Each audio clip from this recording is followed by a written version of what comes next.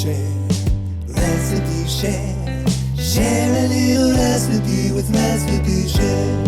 Recipe Share, Recipe Share. Share a little recipe with Recipe Share. Hi, thank you for joining us for this episode of Recipe Share, a program on AADL TV where we take a few minutes to talk about recipes in a featured category. Today's category is called Cooking from Abroad. I'm Beth, and I'm here with Elizabeth and Katie to tell us about the recipes. I'm really excited to see what you've made this week. So Elizabeth, how did you do your cooking from abroad? Thanks, Beth. Yeah, so this week I knew what I wanted to make, so I went searching for a recipe for it. And what I wanted to make was Tapas Bravas, which is a traditional tapas dish from Spain that I've had at a few different tapas restaurants that I've been to. Like I've had them at Aventura, which is here in Ann Arbor, but I also have had them out of state as well. And so I wanted to make those, and I went searching for a good recipe. I ended up combining a few different recipes because I didn't find one that spoke to me fully. But basically, for Tapas Bravas, you need to essentially make potatoes crispy. So some recipes suggest like fully frying in oil. Some suggest boiling them and then tossing them with oil and then roasting them at a fairly so they get a crispy outside. I ended up just actually kind of sauteing them over high heat in oil so that they got a crispy skin. I did not want to do the full frying thing. So basically you toss them with salt, pepper, and some cayenne pepper and smoked paprika. And then I sauteed them until they got crispy. And then the big thing with Tapas Bravas is the Bravas sauce, which is yellow onion, some more cayenne and smoked paprika, some garlic cloves, a can of diced tomatoes, a little bit of white vinegar, and I'm making sure I have everything. Oh yeah, a little bit of sugar and salt. And I think I said a little bit of yellow onion. And so then you saute that up until it just like gets a little darker in color, until the tomatoes kind of get darker. And then if you have an immersion blender, you can kind of blend it in a bowl, or you can put it in a blender till it's smooth. And then you toss the potatoes with that. And then in some recipes called for making a garlic aioli to like drizzle over it. Other recipes called for a fried egg. I was making it for brunch, so I did the fried egg. And you basically put the potatoes with the sauce in a bowl, top it with a fried egg, and then I ended up topping it with some cilantro and sliced scallions as well, just for a little bit of green. I have a photo of my finished product here. It was super, super yummy, really pretty easy. I think it would have been more challenging if you took the like full fry route and like did the whole pan of oil and everything, but I didn't think that was necessary, and sauteing them really worked just fine for me. And the Bravas sauce is like super delicious. And definitely you could modify based on what you like, more spicy, less spicy, all that kind of stuff. So it was really good. I thought I was pretty proud of the way the picture turned out. I thought it looked like it could be served in a tapas restaurant, and we really enjoyed it. I would make them again. That sounds so good. I've never had that before, so that it all sounds new and exciting and delicious to me. Can you tell us about the potatoes that you used? Did you use like small potatoes, or did you use bigger ones and cut them up? Oh, good question. I actually use smaller ones. I had like I don't even know what they're called, but like, you grab the bag at the store and they're like yay big. So I ended up just cutting them in half. And then maybe some of the bigger ones I quartered, but I really liked that. I think it would be fine with larger potatoes, but I just liked, and I had the like multicolored ones, I like those. So there were some purple ones and pink ones and white ones too. So that worked really well. Awesome. Yeah, that sounds like either a nice side dish, if it wasn't a tapas, or like you said, brunch. It sounds really very good. I always say I'm going to make something, and I'll probably make it. Well, I like the potato too, because those are a lot, I don't know, they're just easier to work with. Yeah. So And it good. really was quite easy. So yeah. All right. Well, over to Katie. Okay, well, I have to say that I did hesitate to share this recipe with you all because it's not very authentic for our cooking abroad category, but I've been loving it a lot recently and I've been really wanting to share it with you, so I'm going for it. Okay, so this recipe is from this book, Scrumptious, by Christy Denny, and she writes this blog called The Girl Who Ate Everything. So that's her cookbook. I checked it out from the library, and as soon as I saw this picture, I knew I was going to make this.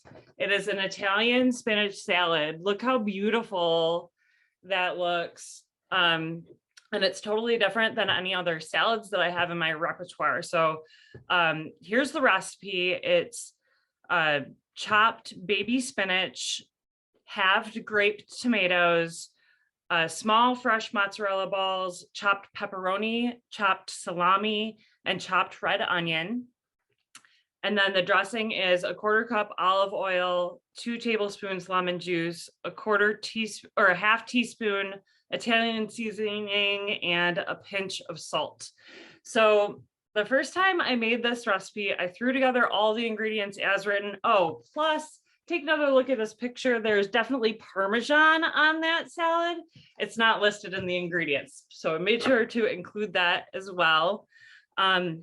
But I did not make the salad dressing because I was feeling a little bit lazy. I just used the garlic salad dressing that I always have in my fridge, Garlic Expressions. And it was really good, but it definitely led me to do a little bit of research on like what is authentic Italian salad. And so I'm no expert. This is all like Googled. So I'm not by any means an expert on authentic Italian cooking, but from what I read, when Italians have like a leafy green salad, it's usually just a couple of different kinds of lettuce mixed together, and it's served with olive oil, vinegar, and salt. So they don't have like Italian salad dressing in Italy. That's totally an American thing, as is like mixing things together and using them as salad dressing. So this is definitely not something that they would eat in Italy, but it led me to sort of also be researching antipasto plates, which is something that Italians traditionally start a meal with. And this salad is sort of like a base of that, with the cured meats and cheeses and the veggies. And so I thought, let's take it up an antipasto notch and just like add some more ingredients. So I added some halved black olives and mixed those all in with the salad.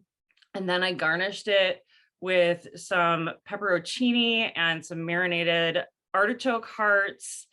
And then I did actually make the dressing as instructed, and that was awesome.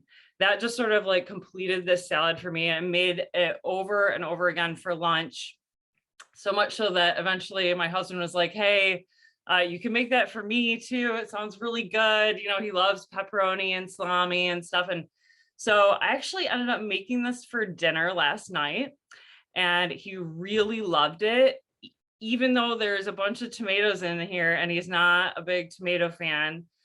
He actually said it kind of reminded him of bruschetta, which he likes. And then he really loved the salad dressing. It was like, I want to put this on everything. And I kind of agreed with him. It was so weird that it's just like this 4-ingredient salad dressing that I would never think of, but we're totally in love with it. I had this idea to marinate chicken in this salad dressing and then make a chicken antipasto salad. So that is in the plan for next week, all because I stumbled upon this maybe not so authentic Italian spinach salad, but I would definitely encourage you guys to try it. It's really, really tasty. That does sound so good. And I love salads that can become a whole meal, where it doesn't have to be side, where that is the big presentation. So sounds amazing. Yeah, I was just going to say that. I love it when you can add enough stuff to make it a meal. Yes, I loved having this salad for dinner. We loaded it up with meat and cheese, and so it was just like super filling, and neither one of us finished the entire thing that we made. So definitely have this for dinner. I really loved it. So Beth, please tell us what you chose to share for cooking abroad. All right. Well, you guys, I spent a lot of time researching a recipe that would work for me because I wanted to make challah.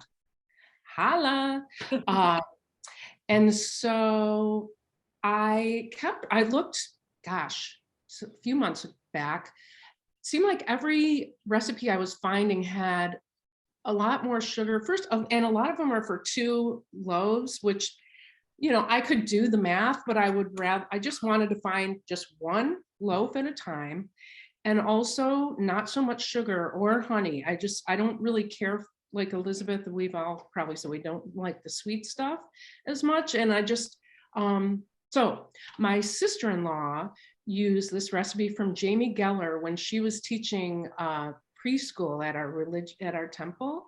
So these little preschoolers would make this challah in a bag. So I have a bag of it. I decided I'd throw some together right now. This is a really easy way to make challah.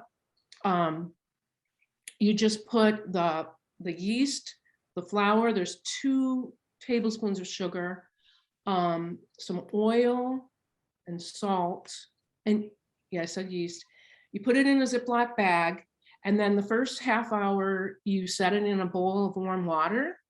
And so just when we were starting up is when I took it out of the water, and then it says to set it on a table. I don't know why, I could put it on a counter, but, and every 20 minutes, flip it for an hour. So, and then you add a little more flour, and then let it sit for like an hour and a half.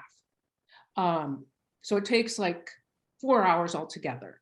But as you can see, it's not real hard. I'm just sitting here. Jamie Geller, well, it turns out she's from Israel, which I should have picked up on that because I was feeling like, well, this doesn't seem very authentic because it's like a preschool challah baking recipe, but she is from Israel. And she also says that it's a lazy person's challah, so you don't need to knead it. And I have found after making, so I made some rolls. I'll show you some of the pictures I have of some couple different items I made, and then one other recipe. So I found that you had to mix it up, you know. So I did that. It worked much better if I had at least, you know, fondled it a little and kneaded it. It's supposed to be self-kneading. So did that.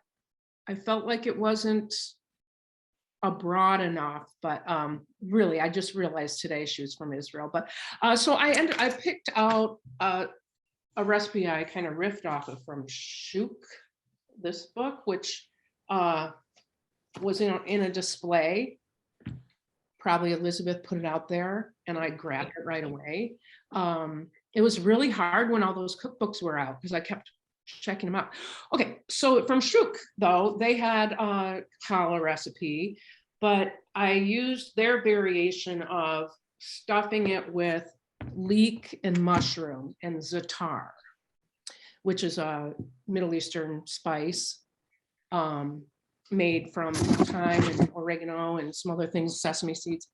When I was making that, I didn't know how to stuff a challah. I didn't get how to do it. There's a picture. It tasted amazing, but I don't know. I'm just not like able to follow directions when it comes to braiding and that, you know. Anyway, the main recipe that I will share is the challah in a bag, and I'll add the little bit of seasoning that I put in there for people if they want to use it. But that was my recipe, and it's been really fun to make.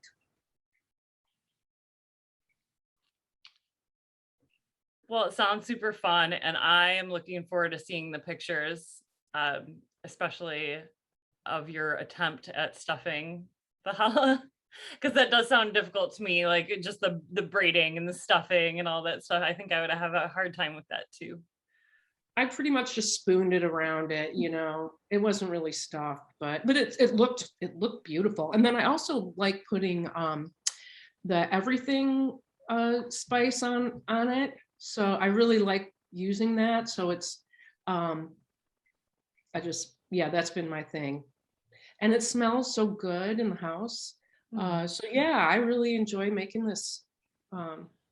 So anyway, if there's comments, questions, well, then we're going to say thank you for watching Recipe Share. Be sure to click the link below to look at the event page on AADL.org and find the recipes we talked about and share your own in the comments.